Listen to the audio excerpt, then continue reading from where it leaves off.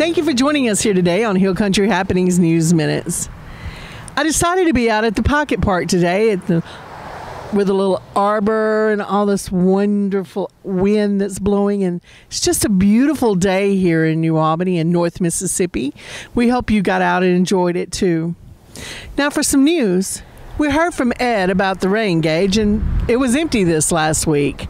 Now coming up, we will have some chances of rain for 2 or 3 days, so just keep your eye on the weather. Freedom Fest is coming up. The Freedom Fest and Blackberry Jubilee with Rockin' on the River. Now the festivities will kick off on Thursday with the Biscuits and Jams Farmers Market with musical guests, the Busty Petites.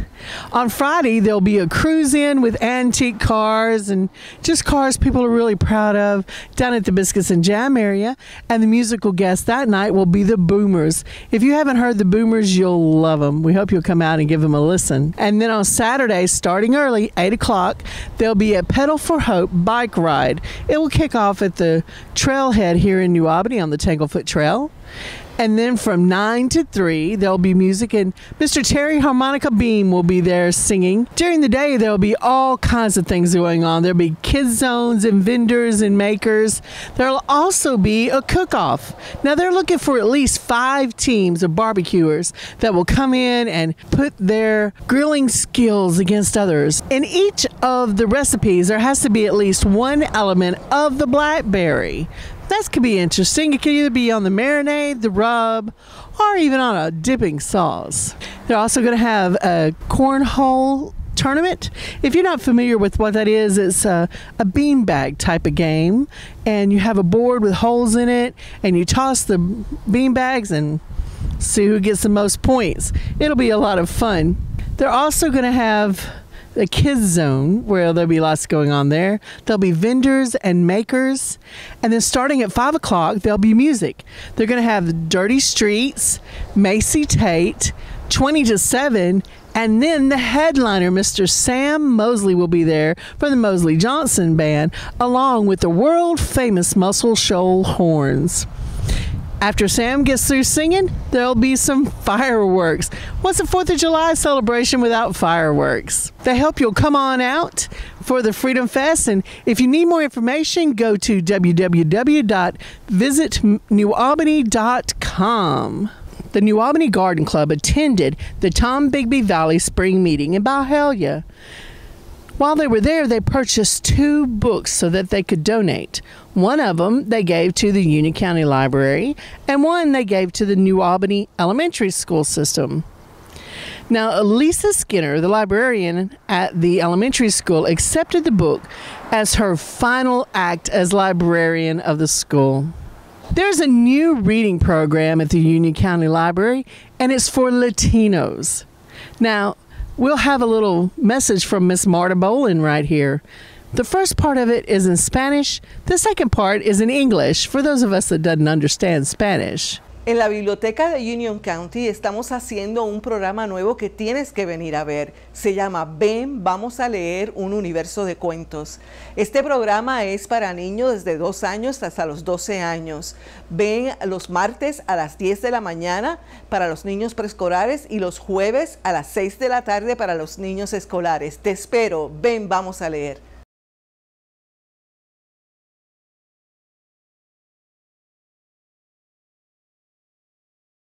At the Union County Library, we have started a new program. Ven, vamos a leer un universo de cuentos.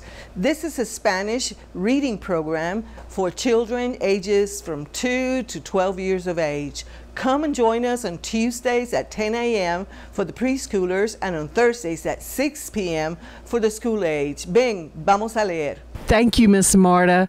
We hope you will bring your children out to the library and let them be a part of this wonderful event. On June the 22nd, Bond Business Group will hold their 2nd annual food fight.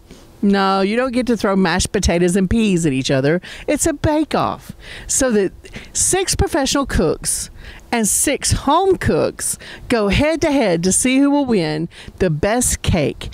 And this year's theme is candied cakes. On the price of admission, which is $10 if you pre-buy now or $12 at the door, you'll get a chance to taste all the cakes and to pick a fan favorite. Then at the end of the competition, they're going to have an old-fashioned cakewalk. It's a lot of fun. They hope you'll come out and support it. Now, bond members get in free, and children under 5 get in free. Everybody else, you can get a ticket, and we'll put the website here on the screen. Thank you for joining us here today on Hill Country Happenings News Minutes. Now, be sure to go to Instagram and follow us there, or even go to our Facebook page and like us. And don't forget to subscribe to our YouTube channel, because we put all of our original programming on there, and that way you do not miss any of our original programs. You can watch us on our website because we live stream. You can go to hillcountrynetwork.net and watch our TV on there. That means you can take us anywhere you go. We are also on Roku. Now that means that we are accessible to televisions all over the United States. We're happy to be on all these different medias so that you can follow your North Mississippi channel and see all the things that's going on. On today's show, we're going to have highlights from the Peach Festival, and we'll have some of the speakers that were at the UCDA banquet, and lots of other things. We hope you'll stay tuned and watch the rest of the show, and we hope you have a wonderful week.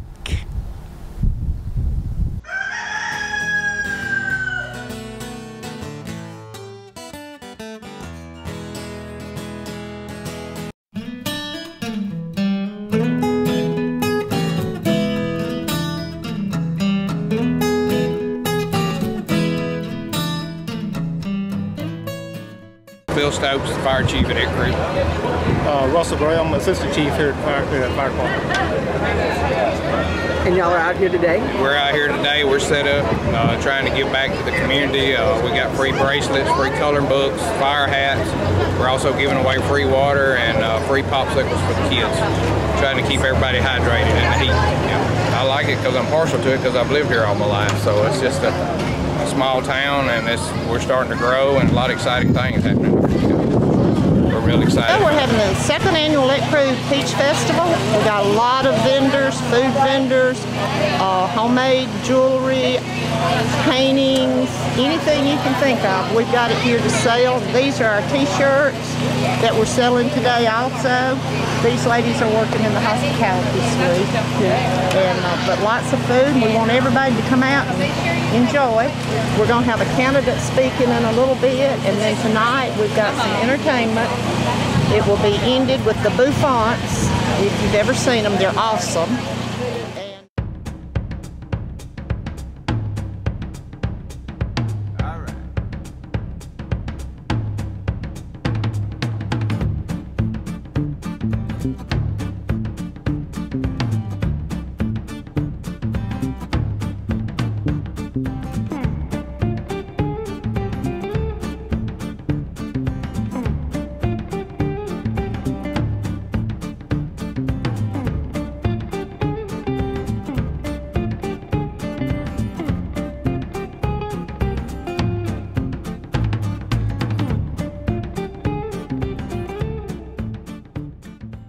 Tell everybody to come out and get a free water and free popsicles and free goodies. We'll have good music at the end of the day. Going to be 2 good groups playing, so it's going to be fun. It's fun for the family.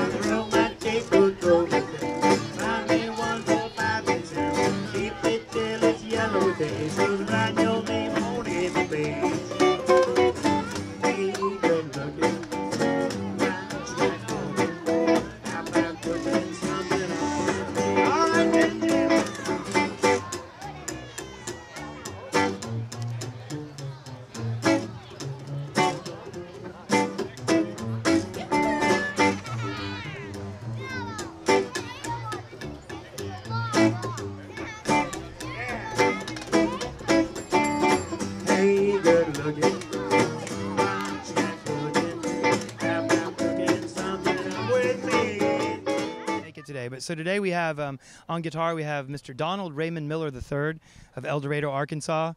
We have Catherine Elizabeth Whitfield of Murfreesboro, Tennessee, and on the big upright bass we have Mr. Ben Walsh from Austin, Texas. And I'm Christian Stanfield, and I'm from Memphis, Tennessee. And that's where the band is based. So we're called the Side Street Steppers. My wife and I formed this band 10 years ago, and when we started the band, we noticed that a lot of other bands who did this kind of music, both back in the 20s and the 30s and bands that are performing now, had names that were like these three-word names, the something, something, something-ers. So it was like the Jake Leg Stompers or the Asylum Street Spankers. So we kind of wanted to follow that format, and so we got to thinking about it, and my wife and I met on the dance floor. We do old-time square dancing and swing dancing and rockabilly style dancing, do the jitterbug. So we wanted to be the steppers, and then the music that we play isn't really the main kind of music. It's more down the side street. So we're the Side Street Steppers. We have a website and a Facebook page. So our Facebook is just on Facebook, just search for Side Street Steppers, and our website is sidestreetsteppers, all one word, .com. We play weddings, funerals, bar mitzvahs. I mean, we've never actually been booked to play a funeral yet, but boy, we could do a good one. We know a lot of Dixieland stuff. We a great funeral band. Wakes, but no, we do a lot of private parties, corporate events, weddings. We play a lot of restaurants in and around Memphis, Tennessee. So we play every Wednesday at Central Barbecue on Central Avenue in Midtown Memphis, Tennessee, from 6 to 8:30 p.m. And then we play at a lot of nice, good Memphis restaurants. We play at Felicia Suzanne's restaurant. We play at the Second Line, which is one of Chef Kelly English's restaurant. In fact, so that's a washboard that's played as a percussion instrument. That was made by the National Washboard Company in Memphis, Tennessee. Nationals were made in Memphis and also in Chicago, Illinois in the 1930s. So that's a Depression-era washboard. You can't really see the writing. It's a lingerie washboard, actually. Kind of unmentionable, but I'll mention it. The lingerie washboard. And the writing that used to be there, which you can't see, says, "Do not rub hard. The board will do the work." So it was a kind of a modern design for the 1930s. And so what I've done is I put a lot of bells and whistles on it. It has a slide whistle. It has a hotel service bell. It has a ringing bicycle bell, a cymbal, and a bicycle horn on it. And so she's able to get a lot of sounds out of that washboard. Next we have, hanging on my banjo stand, there's a kazoo, which I play. The banjo that's on the stand was made in 1928 in Groton, Connecticut by the Bacon and Day Banjo Company. It's a 1928 Bacon and Day Silver Bell No. 1 Montana-style banjo, named after the performer who endorsed it. And then on my stand right there, I have a pair of Gibson guitars. You can see one better. The one behind it is the exact same year, make, and model. That's a pair of 1930 Gibson L4 round-hole archtop guitars. Behind it is a Gibson-style mandolin made by the Collings Company in Austin, Texas. And then continuing down the line, you probably can't see it, but there's a resonator guitar kind of poking out between the Gibsons, and then a Heritage hollow body electric guitar that Donald Miller plays, and then a big old bass fiddle there on the end of the stage. And I play the other 5. They're all mine, and I play them all in the course of a show. Play the music that you love. Don't worry about what people want to hear. Okay, hi. I'm Pat James. I'm here at New Albany Farmers Market, better known as Biscuits and Jams. We're listening to Side Street Steppers, having a wonderful time. You can hear the kids in the background. The weather is beautiful. We hope this goes on for weeks and weeks and weeks. We had a lot of nice vendors out here today. We had cabbage, corn, potatoes. We had some tomatoes, but they went quick. Cherry Creek's here with the peaches. We've had some demos. We're having a good time. This is going to go on every week, Thursday from 4 to 7. Please come out and join us. Bring the kids, bring the dogs, have some fun. I also want to tell you about an important event that's going to happen June 28th. Here at this site right here, we're going to have a band called the Boomers, which is a 60s band, it's a show band. And they're going to perform for a cruise-in where the people with the 50s and 60s cars are going to come out, and we're going to have a good time. We also have an Elvis impersonator coming out. We're going to cruise around the town. We're going to go down the streets. We're going to show you the way it was back in the 50s and the 60s, those who are in my era. So we thank you. We thank you very much for TV 99, Hill Country. We're checking out. Thanks. I'm doing the demonstration today for Main Street. I'm the, I guess, guest artist, you would say, for Main Street. And so I brought some work that I've been working on here. This is an example of a poster I made for the Biscuits and Jam. And so what I've done is I've taken my paint palettes, aka paper plates, that I use when I'm doing all sorts of paintings. And one day I just kind of looked up and I had a stack about like this of my plates, my palettes, and I couldn't throw them away because, as you can see, they are just beautiful. And so I started thinking about, well, what can I do with these plates? And so when I was commissioned to make art for Biscuits and Jam, I thought, this might be fun to cut these up and make these into vegetables and fruit. And so that was my first piece, was this one. And after I finished that, I just kept going. And so I've made all sorts of these small blocks of just all sorts of vegetables and fruits.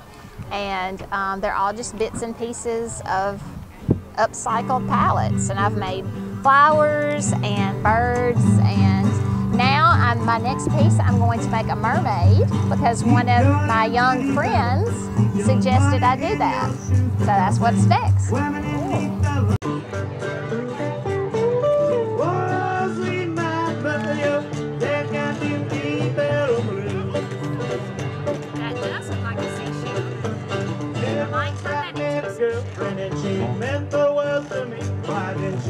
When Dandy fella now she ain't what she used to be. Whoa, sing by the boy, they got them deep fella blue. Whoa, sweet my boy, they got them deep fella blue. Oh, they had two big phones now and a wallet job.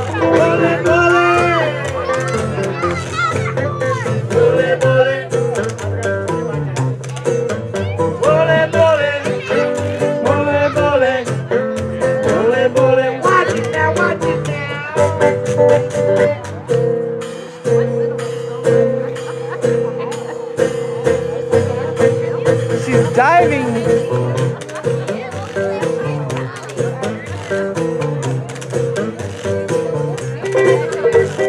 How did talk Maddie?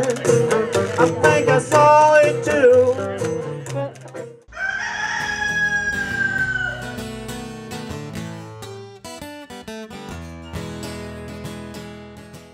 Well, we have, representing City Beautification, Jane Ford. We have Kevin Dale, who is Alderman, and we have Jolynn Cook, who is also representing City Beautification. And this is Annette and Thurman Coleman, who have the most beautiful yard with nice petunias. And we are just feeling blessed to be able to be here today. On this beautiful day with all the beautiful straight trees too. That's so fantastic that they've got such good shade trees. Gorgeous, gorgeous. How long have you lived here? We stayed here about 5 years. About 5 years. Mm-hmm. Well, this is absolutely beautiful, and congratulations. This is a nice award for you to receive. Yeah. I had to give some of the credit to Hart Nesby. That's my brother-in-law. And he helped me keep the yard up. And what is his name? Hart Nesby. Oh dear, does he want his phone number on here? I texted it to you. So you've got it, Jim, his name. And Kevin Dale? And I just want to say that I'm the one who picked the yard. Well, good for you. It's always good to have suggestions. It is. Every time a homeowner beautifies their yard and does something and goes to the effort to do this, it encourages everybody in the neighborhood to do the same thing. And we, in all of the wards, we need that kind of encouragement. And we appreciate the homeowners going to that effort.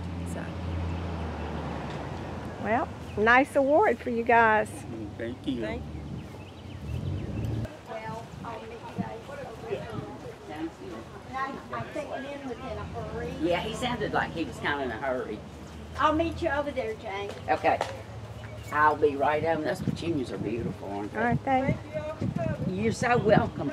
And they almost look like pass-along petunias, you know. They almost look like what? Pass-along petunias, the ones that used to grow wild. You know, they would reseed themselves every year. Yeah. And they'd be pass-alongs because you'd come and say, oh, I like that petunia, and I'd pass a petunia along to you. And that's how they got spread in the areas when we didn't have stores to run by them from, you know. Sandy? Yes, darling. Do you want to introduce Donna? This is our commercial City Beautification Award to Donna Bennett and Joel Bennett, and their lovely home. The balcony is so beautiful. It makes going down Bankhead Street such a pleasure to look up at what they've done.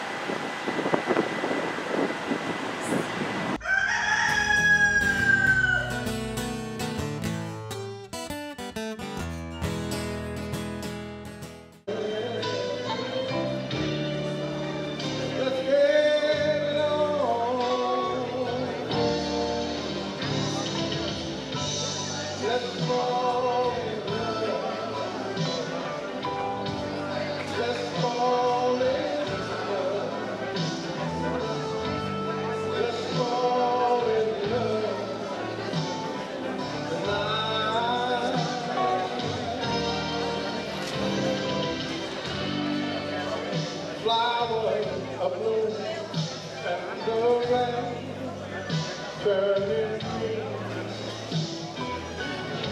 Birds are singing love songs, and you know what that means.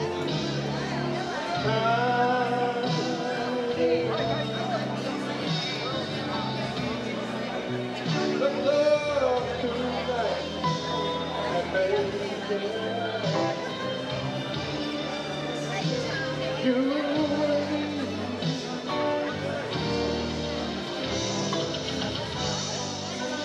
let's fall in love. Let's fall in love. Let's fall in love tonight.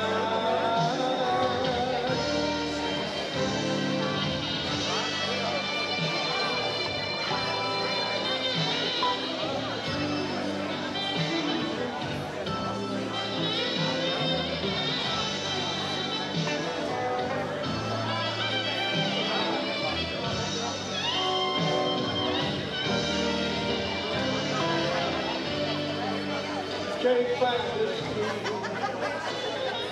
It's stronger than before.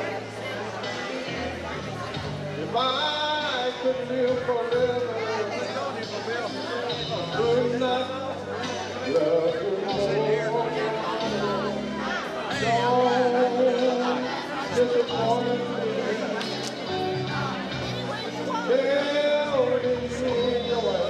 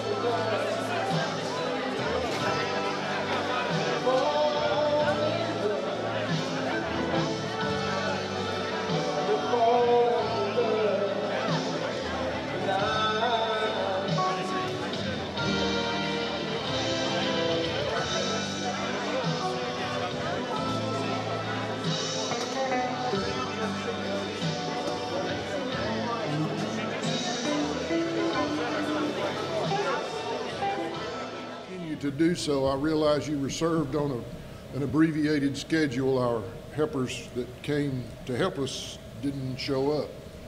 So just go right ahead and finish. I'm going to call on the President of the UCDA Board of Directors to welcome our special guest. Michael Brown, please. I want to thank all of you for coming out tonight. Look forward to the great night we're going to have tonight. I just need to say a few thank yous to a few people. Dr. Lance Evans, New Albany School District, Jamie Wright, New Albany Middle School Principal, for letting us use this facility tonight. The meal preparation was done by Amy Whiteside, and table decorations are done by the Pilot Club of New Albany tonight. Let's give them a hand if we could, please, right now.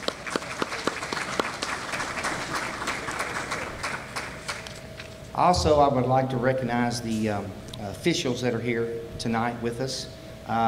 Representing the Board of Aldermen, we have Will Tucker. Also, we have Union County Tax Assessor and Collector, Tammy Dunham. Union County Circuit Clerk, Phyllis Stanford. We have the Blue Springs Mayor, Rita Gentry, and Vice Mayor, Linda Bramlett, with us tonight. State Representative, Miss Mary Ellis Rogers. Being here, our county supervisors and mayor not here, but I'd like to say a special thank you to them for their help this year on Union County being proactive with the spec building at our Martintown project, and then our Martintown new industrial park that's underway at this time. I hate they're not here, but anyway, just want to say a special thank you to them. At this time, I'm going to turn it over to Phil now. I'll finish my eating right quickly, okay? We've had a very good year, and it's time to recognize some citizens who have contributed to that very good year. We have a retiring board member, Bob Cornelius, and he's unable to be here tonight. We have a plaque for him. This year we instituted a new award. As Joanne and I were thinking about those nominated for Citizen of the Year and the other activities that we have going on, this one person kept coming up as, we wish this person could be recognized for all the years of service to this community. Now, he's probably going to say he never does anything, but he's always where he needs to be, and that's a significant thing. And the thing is, he always tells us the truth. So I'm going to give it away and say he writes real journalism, not fake journalism. So I want to offer the Distinguished Community Service Award for the first time to Mr. Lynn West.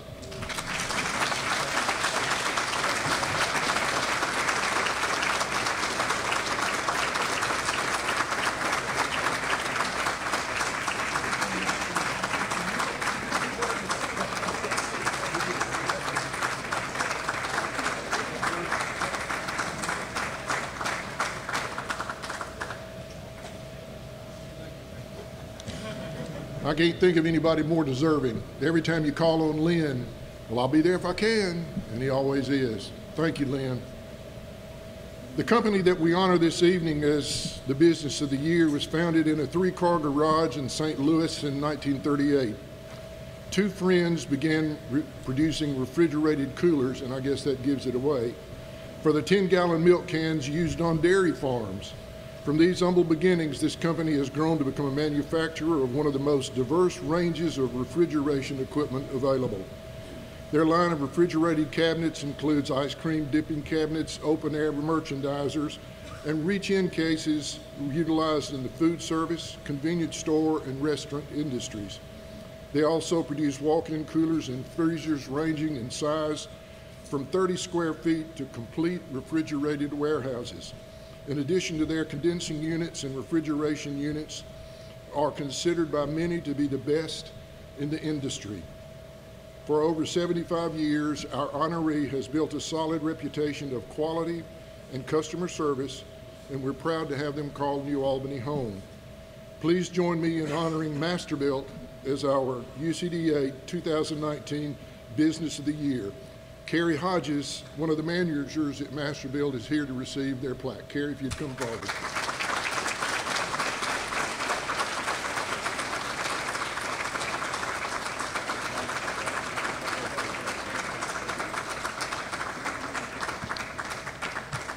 And this is the fun one.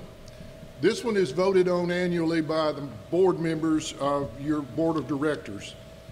And probably it'll be given away fairly quickly as well, but I'm going to read something that was given to me by Jill Smith. She helped me get this put together. Union County, North Mississippi have produced a lot of talented people. Today you've already heard from one of these talents, of whom we are very proud. Well-known songwriter and performer Sam Mosley was born in Union County, and as a youth, his budding talent was nurtured in the Beaver Dam Church. Sam has been quoted saying, "There's a thin line between what you sing in church and the blues. There is an action and there is a reaction." We have all experienced this in Sam's music. Sam's father played mandolin with his brothers, Sam's uncles, in a trio band. Often Sam and his older brother Jamie would take the trio's instruments and begin the journey of musicianship.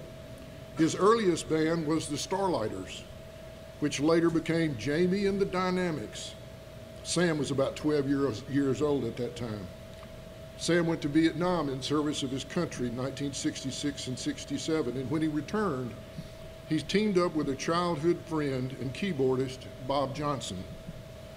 Sam Mosley and Bob Johnson drafted their own hometown success story by utilizing their skills as performers, producers, and songwriters throughout their long tenure together here in New Albany. As Mosley and Johnson, the team recorded several albums of blues and Southern soul in the 1980s and 90s for the Muscle Shoals Sound and Malaco labels, but found a more lucrative niche as songwriters for Malaco artists like Johnny Taylor, Bobby Bland, Little Milton, and others. Several of these songs became hits, and they were awarded gold records for their successes. Those gold records are on display at our Union County Heritage Museum. They recorded their first album, Mississippi Mud, on their own Sabo, Sam and Bob, label in 1971 as Sam and Bob and the Soul Men. Their third album, Juke Joint, was named by Living Blues magazine as one of the top 30 albums of the year. He recently worked with students in a documentary, Across the Tracks, where he performed with the students in a community presentation, which was very successful. Our Union County Historical Museum has an exhibit about Sam in the Creative Spirits Gallery. You will see him there with B.B. King and Joan Baez and other famous performers when Sam and Bob were performing all over Europe, and especially at the Montrose Jazz Festival. Their style of rhythm and blues has a worldwide audience. Sam is one of the principals on the Mississippi Blues Trail Marker located in front of our museum. People come from all over the world traveling the Mississippi Blues Trail to see the work of this artist. He is a leader in the community, in music, in history, in many ways, and just a downright good guy. Please join me in honoring Sam Mosley, the UCDA Citizen of the Year. Dr. Barkley, come present the award. Sam?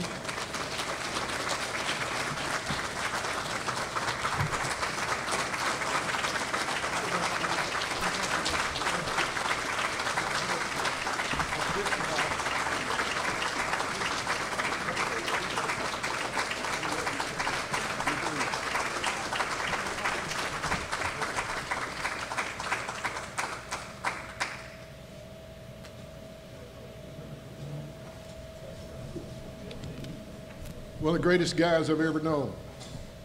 When you see Sam, you see Sam. There's never any falsehood, never any, look how great I am. It's just Sam. And we thank you, Sam, for being part of New Albany and Union County. Bill Crawford draws on his unique blend of business, government, civic, political, and newspaper experience to explain and examine issues of interest in his weekly newspaper columns. He began his career as newspaper reporter and editor. Along the way, Bill has been press secretary in 2 gubernatorial campaigns, a state legislator, National Bank CFO, Community College VP Institute of Higher Learning board member, deputy director of MTA, and appointee on 2 gubernatorial study commissions, one on PERS and the other on prison contracting. Additionally, he has held numerous civic leadership positions in Meridian. In the 1990s, he led the Navy Meridian team that worked successfully to save Naval Air Station Meridian from closure. In 2001, he founded the Montgomery Institute, a charitable nonprofit development organization named for the late Congressman G.V. Sonny Montgomery, where he currently serves as president. He also serves on the boards of Anderson Regional Medical Center, Methodist Senior Services Aldergate Retirement Community, the Community Health Improvement Network, a rural health network he founded in 2016, and Community Bank of Mississippi. A native of Canton and a graduate of Millsaps College and Mississippi State University, Bill is married to the former Lynn Campbell of Columbia, Mississippi. They have 2 adult children and 4 grandchildren and attend First Presbyterian Church in Meridian. Please join me in welcoming Mr. Bill Crawford. Thank you, Phil. Good to be here tonight. Now, y'all need to know that Phil, with a little prodding from Bill Rutledge, took a pretty big risk getting me here tonight. You see, I'm a fact and data-oriented column writer, not a passionate, motivating speaker, okay? In fact, when I graduated or got my master's degree from Mississippi State University, Mac Patero looked at me and said, "They tell me you write and think pretty good, Crawford, but when you make a public presentation, you need help. Do these 4 things." If y'all know Mac, he always has 4 things. First, lower your audience's expectations. Then, use visual aids, audience participation, and quotations as much as you can. So let me begin with a quote of that famous English philosopher and strategist, Winnie the Pooh. Anybody here remember Winnie the Pooh? Feel that audience participation not working too well. Winnie the Pooh, when faced with a daunting dilemma, would put paw to head and say, "Think, think." Well, if a silly old bear of very little brain like Winnie the Pooh valued thinking, maybe us human beings should too. Thinking about daunting dilemmas, though, requires often homework. And who has time for homework today? Especially when we have so many talking heads, think tanks, Facebookers, etc., more than willing to do our thinking for us. Alas, this is my opinion, at its core, most such thinking tends to be agenda motivated, propaganda, intended to influence us, not inform us. Such propaganda seldom solves daunting dilemmas and often contributes to them. So herein lies my motivation for writing my newspaper column. I use facts and data to challenge propaganda and propagandists and incite people to think for themselves, unlike speaking to people to incite them to do things. The writing works a little bit better. Now, not just willy-nilly thinking, but rigorous thinking. Educators today call that critical thinking and try to teach it in schools today. So let's do a little bit of that tonight with my first visual aid.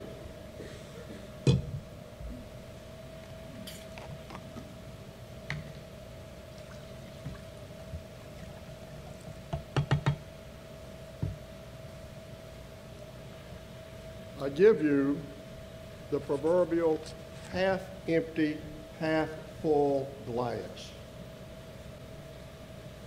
That great psychological measure of human proclivities.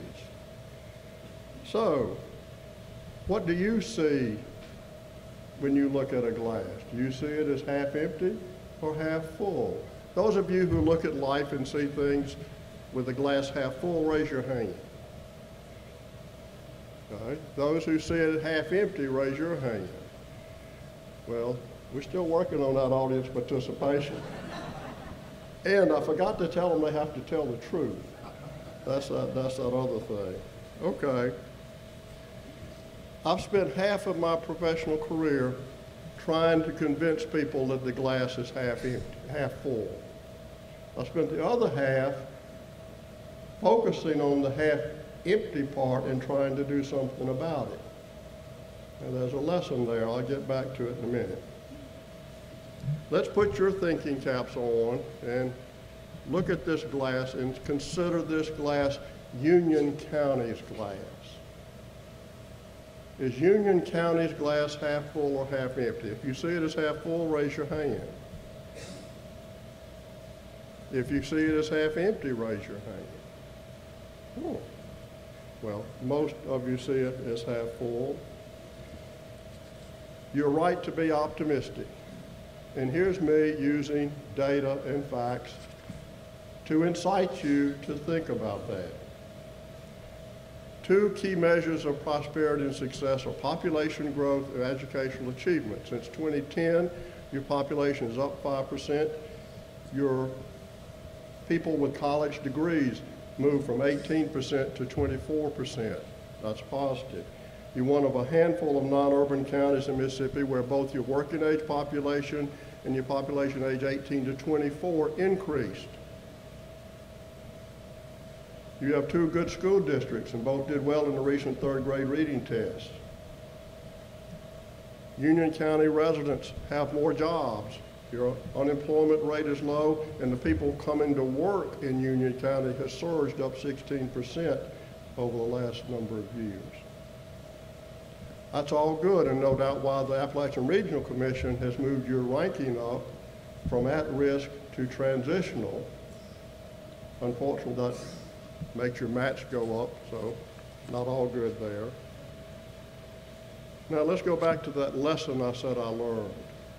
What I learned was this: if you focus only on the half full part of the glass and ignore the half empty part, you put a lot of your success at risk.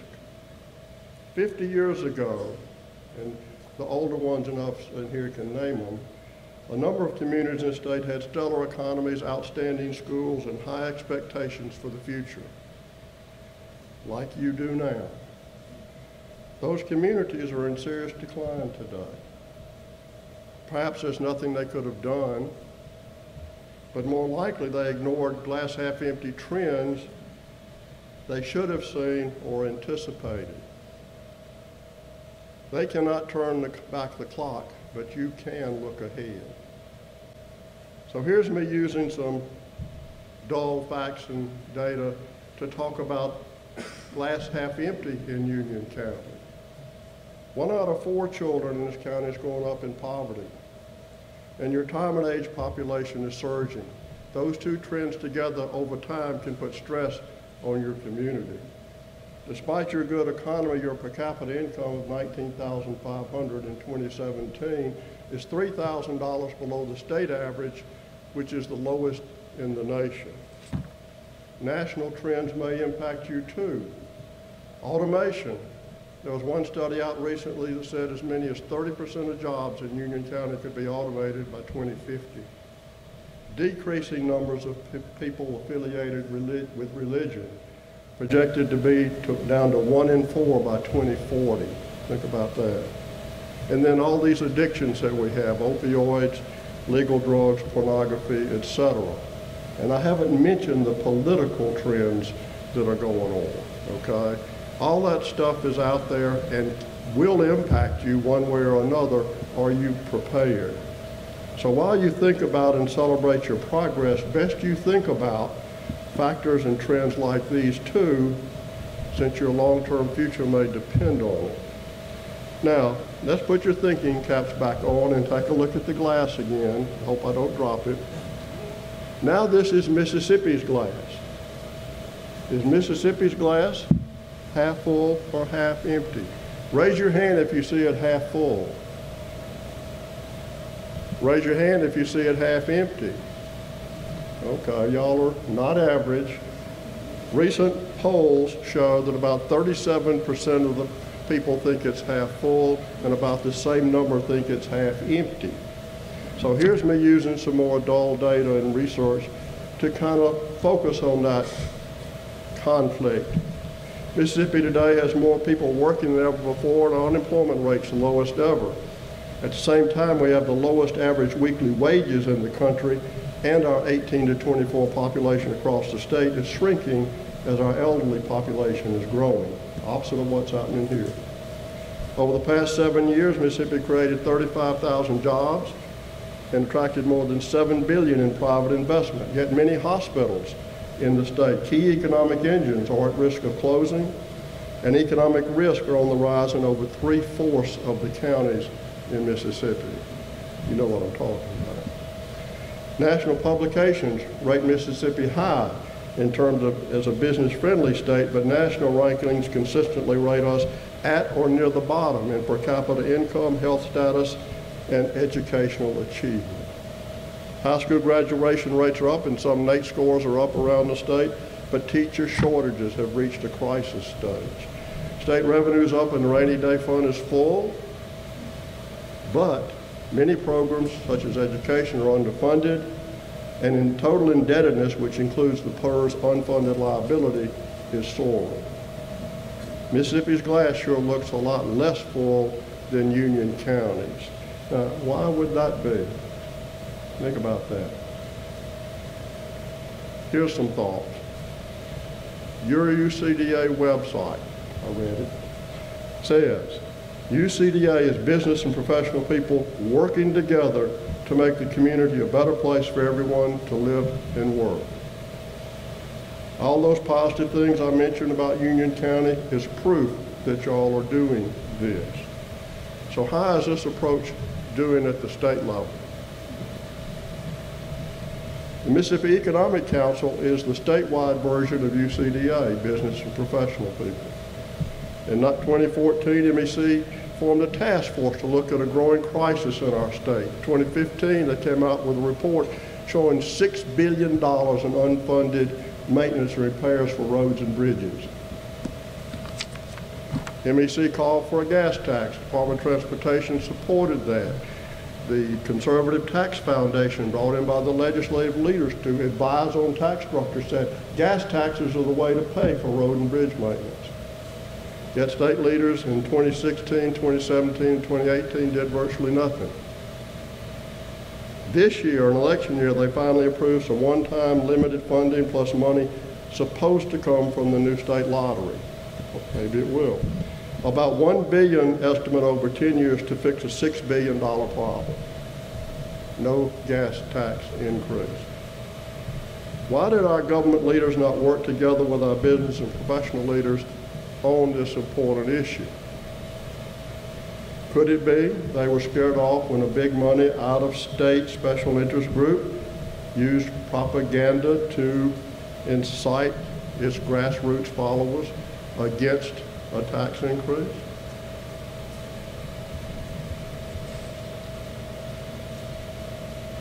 In 1987, I was one of the few Republicans in the legislature, in the House of Representatives.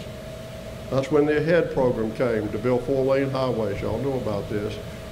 And we passed a tax increase even though we didn't want it. Your own John David Pennebaker was a champion for this in the legislature. We did what we needed to do because it needed to be done, even though raising the gas tax back then was unpopular. That's the last time, 1987, the gas tax has been increased in Mississippi. Like Union County, Mississippi can make progress, but such progress will be very difficult, if not impossible, when business and professional leadership can be trounced by propaganda from outside special interests. So what's the solution? Rigorous thinking, working together are part of it, but there's more.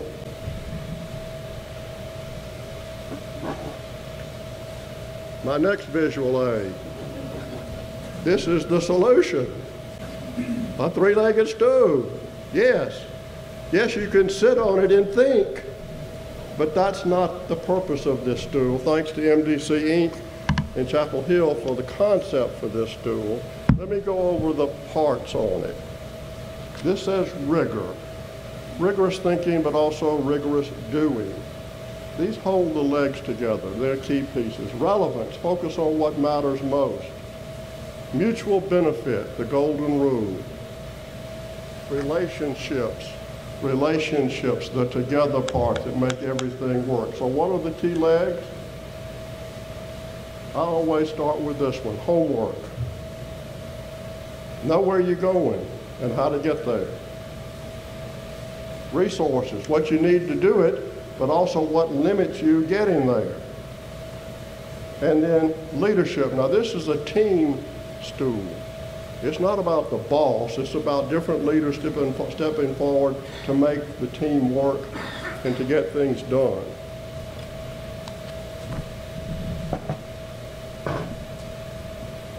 As Phil mentioned, I worked on the team to help save our Navy base back in the 90s. That's the one thing I've worked on where all of the components of this stool were in play. The Pentagon tried to close our base 3 times, 91, 93, and 95. 3 times our team working, thinking rigorously, planning, doing research, building relationships, all these things convinced the BRAC Commission to keep us open. Okay. It does work.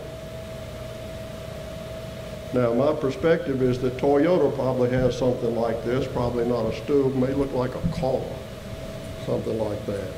I know that the Create Foundation and Three Rivers PDD use some of these concepts. I suspect y'all do some of this here, because you're having success. This is the way to fill Mississippi's half-empty glass. Business and professional leaders working with our elected officials, rigorously doing their homework, working together to develop mutually beneficial, resource-friendly solutions to our most important challenges. It is to Union County's benefit to help them learn to do this.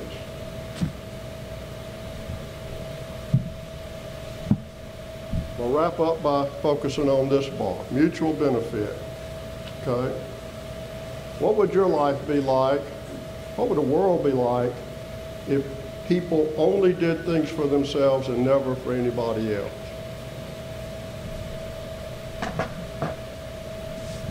Our founding fathers understood the concept of mutual benefit, and they understood that concentrated power is the enemy of mutual benefit. So they created a constitutional democracy to distribute power and serve the will of the people.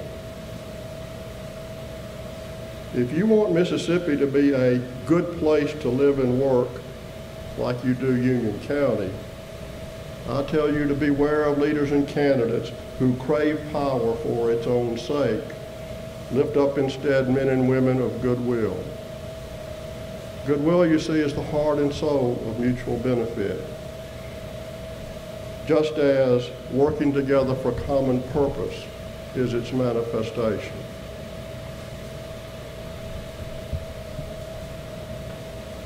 Think. I'll leave you with 6 thoughts. Think for yourself. Think rigorously. Think ahead. Work together.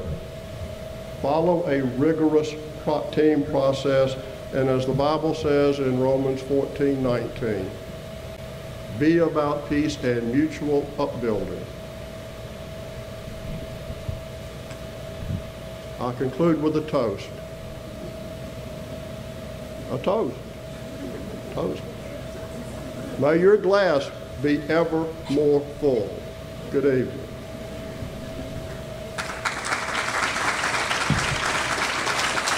I've been challenged. I hope you have. We're fortunate to be where we are, but we're on the threshold of being somewhere we've never been. Thank you, Bill. Thank you so much. It's great to have you and your lovely wife and daughter here with us tonight. This evening was the annual meeting of the membership of the Union County Development Association. We invite all members to come, and we had a pretty good crowd tonight. About 84 people came, so we're real pleased with the turnout. It's when we elect new board members and carry on any business that must be voted on by the entire membership. We gave 3 awards tonight, one to a retiring board member, Mr. Bob Cornelius, and a new award that we gave this year to a distinguished community servant person. And we gave that to Mr. Lynn West for all of his contributions through the newspaper and him covering so many stories that support Union County and New Albany. We also gave the Community Citizen of the Year Award, and that went to Mr. Sam Mosley for his contributions to the life in our community. The fourth award we gave, and I only said 3, but the fourth award we gave was to the Business of the Year. We canvass our membership and we select a business that has a longevity in the community and very supportive of all community activities. And this year we awarded that to Masterbuilt. My name is James Lynn West and I work for the New Albany Gazette. Well, this is a very great honor. Apparently it's the first time they've done it. And I am, as they say, shocked, humbled, honored, pleased, whatever, the whole thing, astounded. I'm just used to, writing the stories, taking the pictures, kind of being in the background. It's not the sort of thing you do where you win awards, at least in the public. So it's a very, very nice honor. I was co-editor of the high school paper. I was associate editor of the Mississippi State newspaper many, many, many, many years ago. I worked in journalism off and on, although that was never my major. And I was away from New Albany doing a lot of other different things and had some health problems. I came back to New Albany. I was looking for a job. I didn't really have anything to do. I was talking to Bill Rutledge, and he said, well, until you figure out what you're doing, why don't you help us out part-time? So I went down there. I started working part-time. 40 years later, I guess I'm still working part-time. I started out doing composition and design, things like that, but very quickly I was writing because I could write, taking pictures, doing darkroom work, a little bit of everything. A small community newspaper, everybody has to do everything. I've got the award for Citizen of the Year, and I am overjoyed, overjoyed. I really appreciate it. I want to thank everybody here tonight, the city of New Albany, the county of Union, everybody. Thank you from the bottom of my heart. I appreciate it. That's one of the joys that I get out of this. When I play for children in schools and places like that, it's just joy, excitement. Everybody is having a good time, and the kids are seeing someone in a positive light, and you just see the joy. You watch children play. If we all did like the children do, what a wonderful world it would be, really.